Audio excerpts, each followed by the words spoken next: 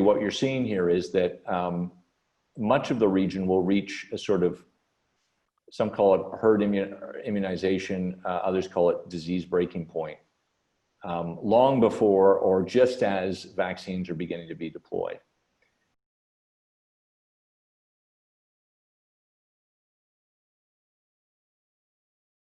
When we look at political risk, I want to point out 6 countries where political risk will be an issue over the next couple of years.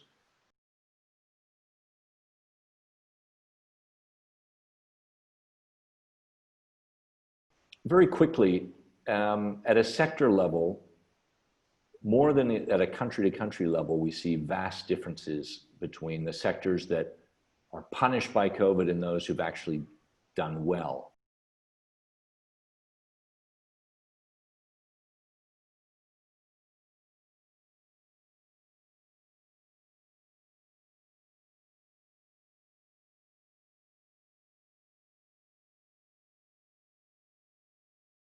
The fiscal balances and the massive fiscal deficits that are happening across the region. And in countries like Brazil, Chile, Peru, this is mostly from a sort of Keynesian response to the COVID economic crisis, where governments have gone about distributing money, distributing loans, distributing grants to small business, to the informal sector, to the unbanked. And we've had some very clever ways that they've done that. In other countries, it's a greater source of the downturn and the deficit is the loss of IVA, of VAT tax revenue.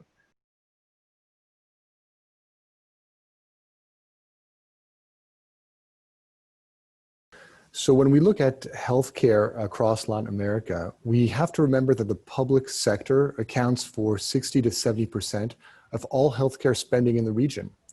So tighter fiscal budgets will impact the spend on the healthcare on the public side for sure. There's no doubt about that.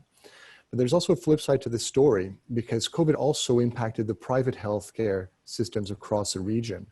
And as COVID took hold across Latin America, what we saw is physician visits dropped by approximately 60% and elective surgeries dropped by over 40%. This is within reference hospitals, so the leading hospitals across the region noted this trend. And this is particularly important for the private healthcare side of things, because these 2 areas, physician visits and elective surgeries, is where private hospitals make money. So when these drop, they also have huge budget constraints. So as we look forward, we expect to see tighter budgets all around, both on the public sector side as well as on the private sector.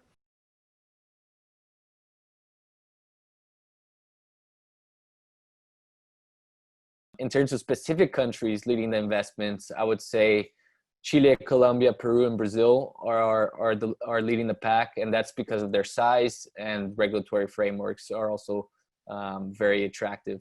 Among the smaller countries, I would say the DR and Panama are starting to have more success, but at a much smaller scale.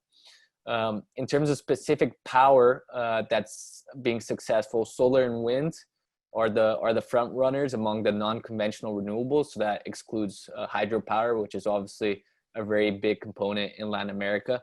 But biomass and hydrogen fuel have also a great potential to be very disruptive.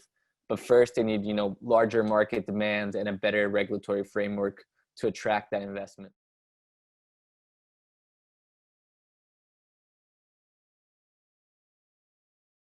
Now, there is not data out there yet that tells us the distribution of income. That's data that generally has a lag time of at least a year, because you need to understand income levels, which relies on tax returns, which almost every tax jurisdiction this year is sort of given a delay to people in terms of reporting.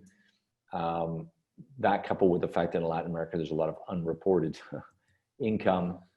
So what we did was we put together a basic directional analysis here based upon 2 or 3 inputs.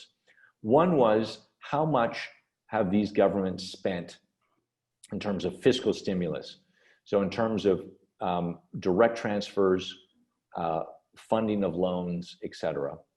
Then, based upon a measurement study put together by the OECD that talked about, okay, for every dollar you spend on fiscal, what does that mean in terms of change in the GDP?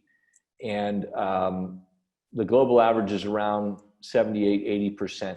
So if you spend $1, you'll increase GDP by 80 cents. Latin America actually fared fairly well in a study by the OECD, I would say middle of the pack. But where you see big differences is how much government spends. So that's what you have on the left there. You've got your growth, your GDP growth from fiscal stimulus with barely 2.5% for Argentina. And this is against a backdrop of, you know, your entire economy collapsing. So this is a countermeasure. Brazil, on the other hand, although its economy dropped, it was able to buy back 8.5%, 9% of GDP growth. Then you have to couple in informal employment. Between a higher level of informal employment, the more vulnerable your population is to a worsening of income. You put those two things together and you come up with what we did, which was our prediction of how vulnerable these economies are to a worsening income gap. So Argentina, Mexico, and Colombia are all extremely vulnerable.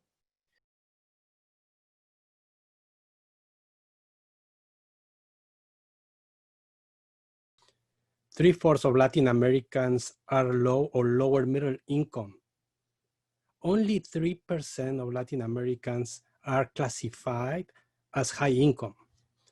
So the pandemic may make this worse, especially in Argentina, Mexico, and Colombia. But structurally, these markets will not change dramatically. The informal labor market will be the first to rebound, so its share of all jobs will grow. That means that more people will have shorter pay periods, receiving money daily instead of every other week. So marketers react to this by launching smaller package sizes of their products instead of, for instance, shampoo sold in a smaller size format. Instead of 1 liter, they now launch smaller sizes. We also know that some products are enjoying a boom. Sales of alcohol have tripled during the pandemic in markets like Brazil, Mexico, and Colombia. Home improvement services have also grown close to 100% as people choose to repair and not to replace home appliances. More generally, essentials are growing while non-essentials are declining. This trend will continue for another 6 to 9 months in most markets.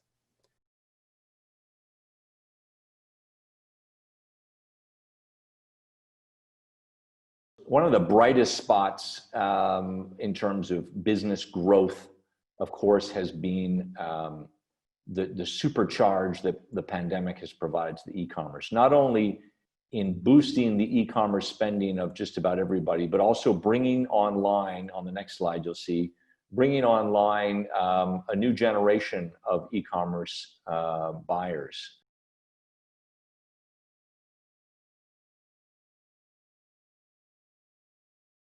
It hasn't been growing equally.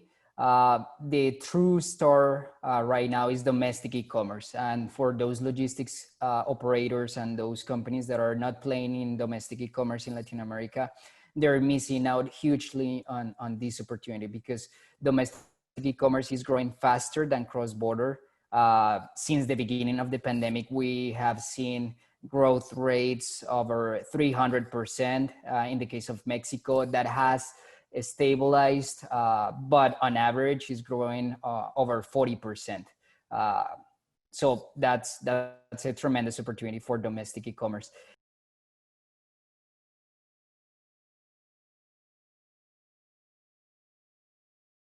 As so many solutions are out there, the market, the digital economy looks for efficiencies. And so you're starting to see in the development of these sector-specific marketplaces that bring vendors and customers together.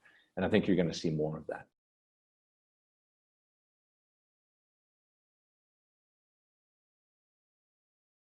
The next payment technology that will really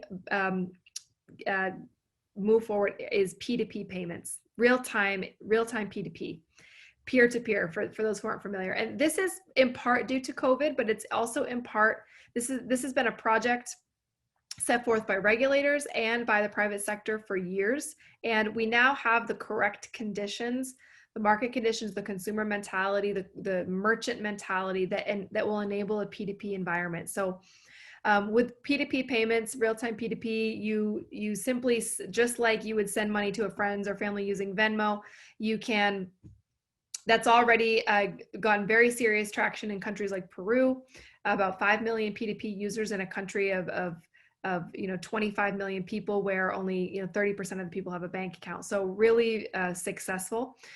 We have the Brazilian central bank implementing Pix, their real-time payment infrastructure, set to launch in November. It already has 900 entities registered to transact over Pix.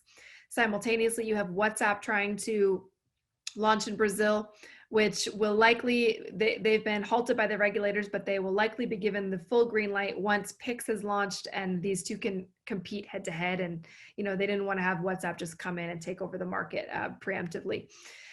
CODI in Mexico has gone off to a slow start, but it has experienced a boost thanks to COVID. So this is all gaining the necessary momentum.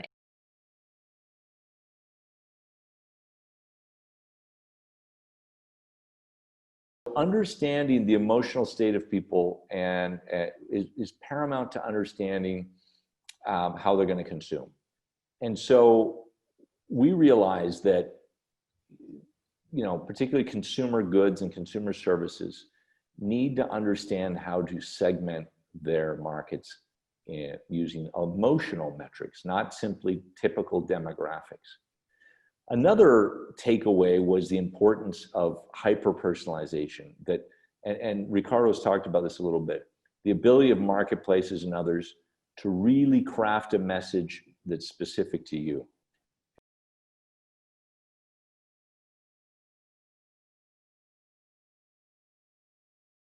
In the time of COVID, companies need to reconnect with their customers.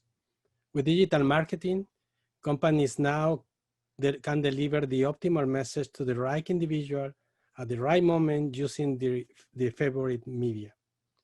This is what we refer to not personalization, but as hyper-personalization. For example, a baby diaper promotion is received by the father of a family who has children under 3 years of age. And this father or this parent received that message on Facebook when he is walking in front of a drugstore or supermarket. So it was exactly directly for this person. Examples of companies today in Latin America effectively conducting hyper-personalized digital marketing messages include Rappi, Mercado Libre, L'Oreal, Unilever, and Nubank. Given the high propensity to purchase impulsively that I mentioned before, hyper-personalization can really boost sales and often at a higher price margins.